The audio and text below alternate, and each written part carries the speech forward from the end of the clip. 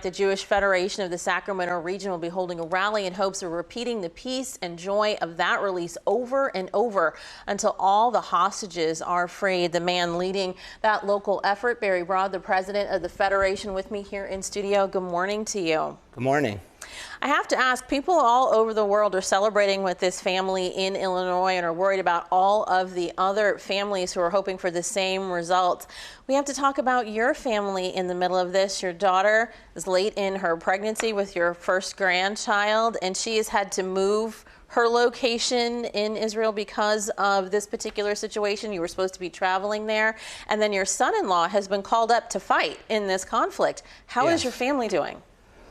They're doing well. They're holding up. You know, I've had this strange experience of calling my daughter on the phone, and all of a sudden there are sirens, and it's like, Dad, I got to go to the bomb shelter. You know, she worries about having her baby alone with her husband not being able to be there, and or you, or me, or the rest of our family. Yeah. She actually asked us not to come because she said, I just can't have my entire family, my husband's family, everybody in this kind of jeopardy. Everybody in our family in a place of danger at the same time. Yeah. So we have to respect that. Yeah, but she has been able to move to a safe location that's still safe. Yes, she left her apartment to go stay with friends who, as she puts it, have a really great bomb shelter. Oh my goodness, that's just such a devastating and crazy thing to think that that's what you're going for. It is. I know.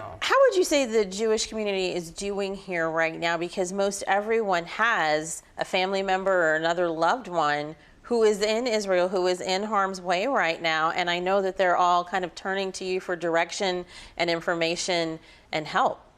Well, I mean, I think our community is deeply shaken by the events that have occurred since October 7th. People that we know or are related to have died, have been abducted, who have lives that have been thrown upside down, have, you know, sons and daughters who are in the military, have been called up and are, you know, facing combat situations, and all of it. It's stressful. It's very, very stressful. But all we can do is get together, be together.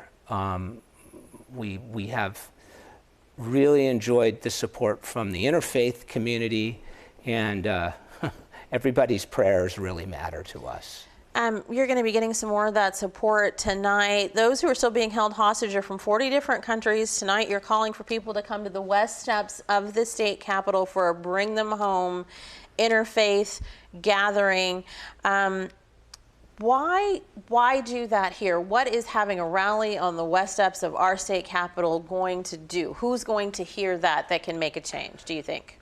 I think we feel that this plight of these hostages has been somewhat lost in all the other news, and that we just generally need to bring attention to the fact that they are there, they need to come home, they're innocent people, some of them are babies, some of them are small children. There's a Holocaust survivor who was among those abducted, who's now going through what she experienced for a second time.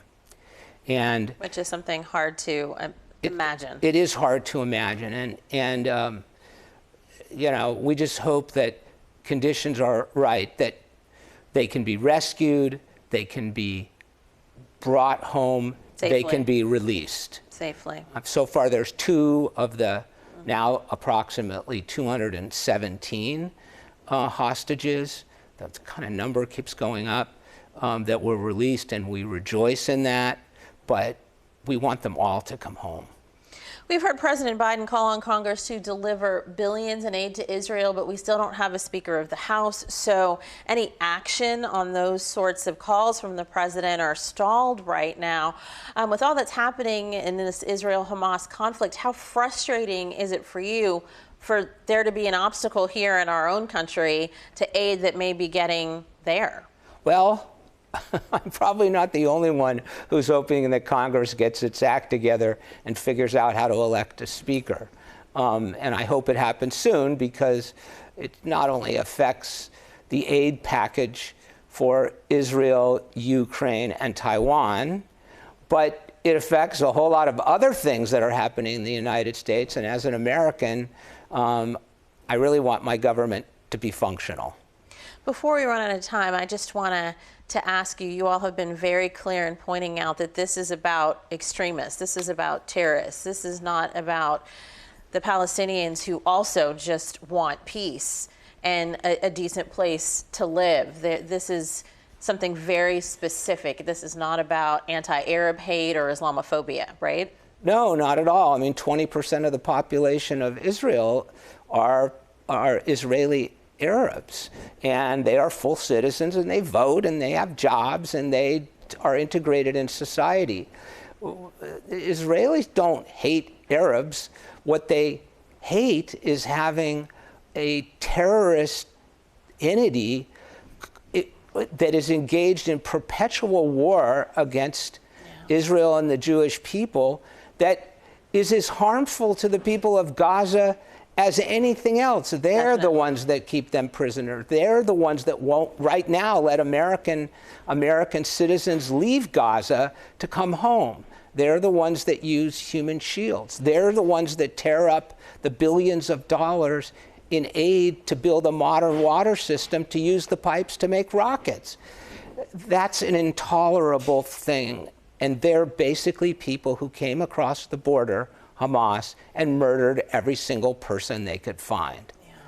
And we know you're going to be calling for peace tonight, and then action for the countries that are willing to take it. That's going to get started at 4 on the west steps of the Capitol. Barry Broad, thank you so much for coming in to join us this morning. Thank you for having me.